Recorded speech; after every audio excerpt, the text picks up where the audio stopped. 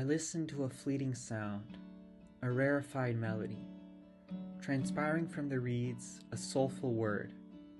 I hear a secret beneath dark waters. Reaching the surface, it is confided to me in the flourishes of bright leaves.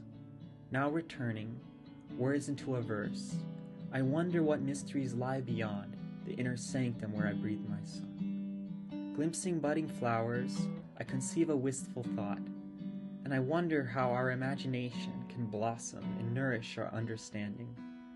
I feel a distance, out of fascination with what I see, and I marvel at nature's delicate creations, only observing, then returning me to myself, free.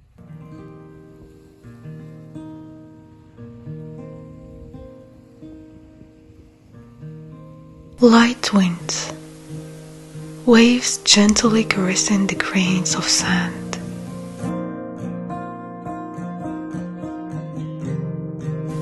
The sun's disk smiles at us from afar, its cheeks flushed with shyness at our lingering gaze.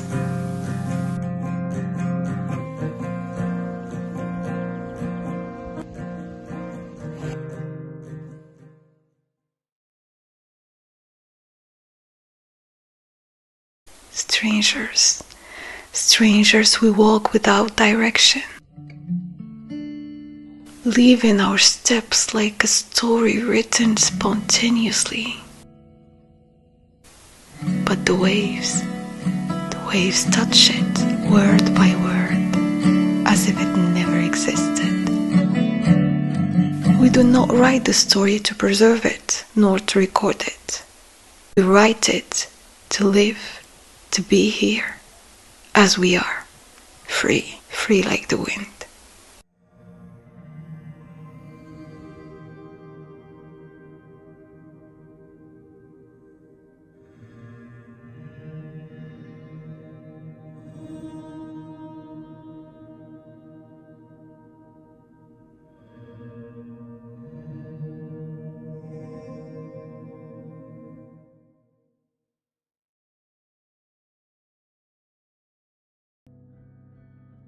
Through a window, an onlooker at an empty street, gleaning what I can from the surrounding scene.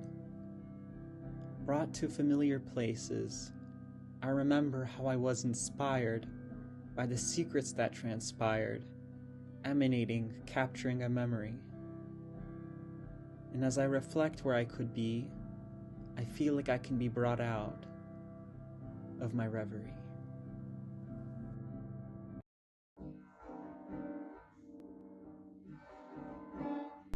To cross the borders of what is whispered unto you, to write what you wish, as you wish. No rules to bind you, no judgment to shadow you. To write simply because your heart leans to it, to paint because joy moves through your hands, to keep going and going and going, for there is a quiet harmony between what drifts through your mind, what your hands bring into the world, and that, on its own, is enough to make you an artist.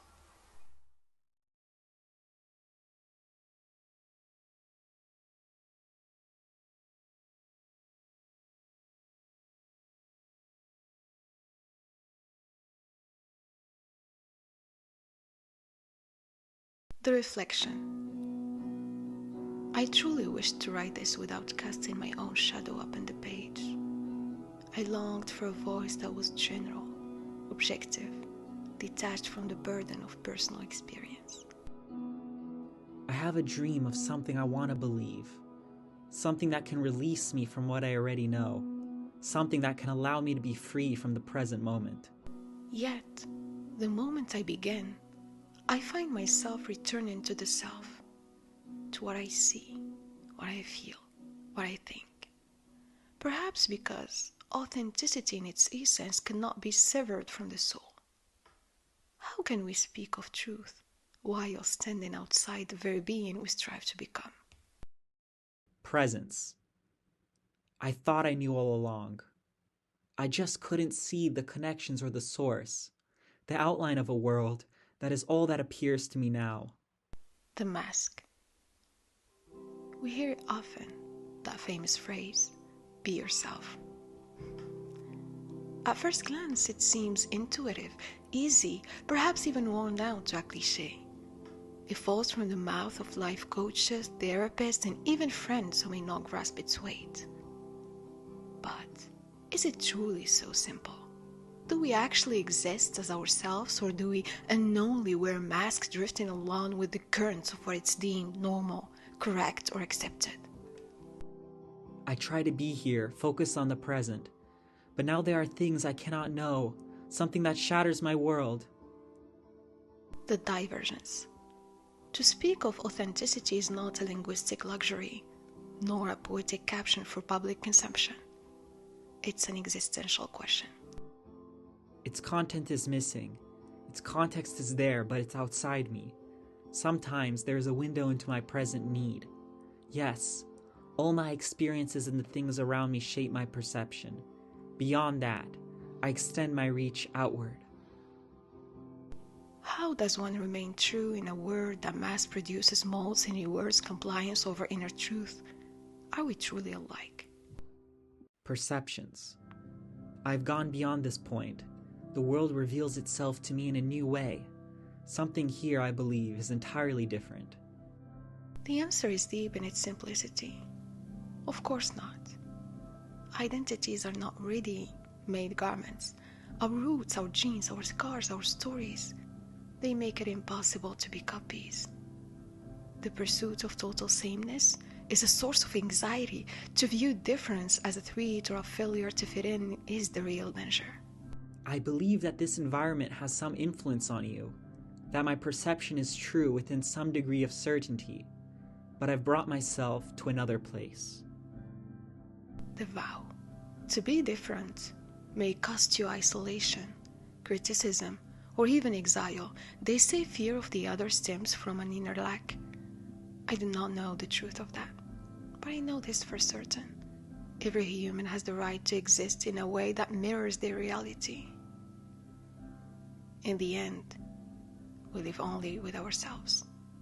We are the sole companions of our own souls, through the nights, in the day, in silence, and in noise, in weakness, and in victory. The very source of a promise is no longer present, and then I feel a distance, making connections where there are not due. And now I no longer can see you through this. I've brought myself to another place. Authenticity is not a slogan. It's a solemn vow to be in harmony with who we are, not who we are expected to be. It's a constant courage built from the inside out. And yet to see from the same perspective, that which we all are, we are, washed away by time and fate. Let it come out, for in all that I know and need, I have yours inside the dream.